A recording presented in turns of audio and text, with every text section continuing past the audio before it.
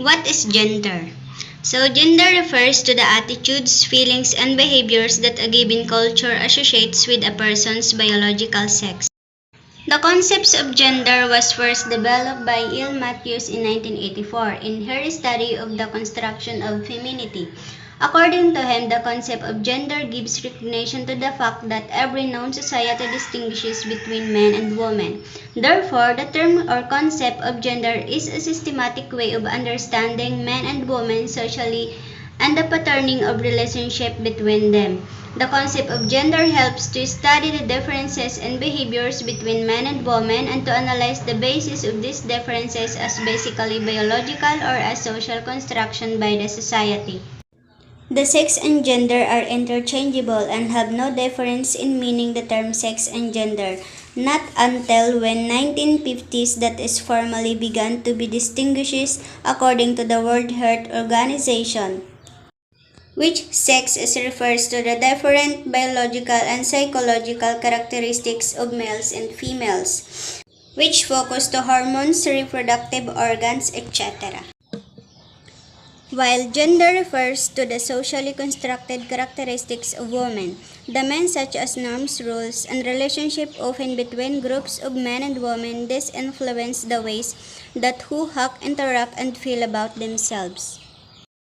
So the sex and gender has a different meaning. These differences is due to the nature and nurture that affect and influence to every person. The gender you identify as may or may not be the same one as what you express with things, like your clothing and behavior, all of which can also be unexpected. Sexuality, who you are attracted to, this can be equally complicated and on a spectrum, where you are on this spectrum isn't necessarily fixed. Like, an usad na tao ipinanganak na may XX chromosomes or XY na nagadetermine kung sinda ay usad na lalaki or babae, kung saan nagtataglay sila ng it's either penis or vagina bilang identity for being a boy or a girl. There are some of women who express themselves as a man. That is what we call lesbian. And there's also a man who express themselves as a woman, and that is what we call gay, who attracted to the same sex. Besides of man and woman, lesbian and gay, there's also bisexual, transgender, and etc.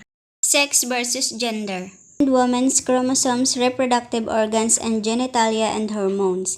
While gender is culturally defined, which women should act according to traditional behavior of women, or way to express themselves, such as in roles and responsibilities, being caring and get into serving jobs, being fragile and emotional, become interior health care to men, financial dependence.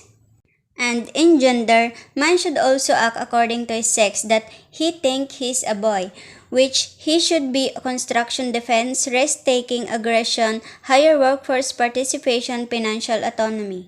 This is the views of each man and woman to their gender with accordance to the culture influences. Here are the 4 dimensions of gender: the biological sex, gender identity, gender expression, and sex orientation.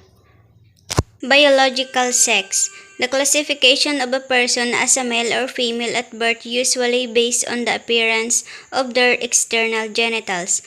Gender identity. This is the sense that one is a male or female, or a man or a woman. The gender expression is a person's presentation including physical appearance, clothing, choice, and behavior of being masculine or feminine. Femininity is that the girl are known to be passive, emotional, home-oriented, etc., while being masculinity or a male or being masculine known to be strong, rarely cry, decisive, cruel, etc. Sexual orientation. This refers to a person's attraction to others based on gender, male or female, or both in general. We perceive gender based on their genitals. In other words, if one was worth of penis, he should think he is a boy. He should behave masculine, wearing t-shirts and pants, and he's attracted to a girl. If one was born as a girl, he should also think she's a girl, and she's behaved feminine, wearing skirts and dresses, and she's surely attracted to guys. Therefore, gender shapes who we are.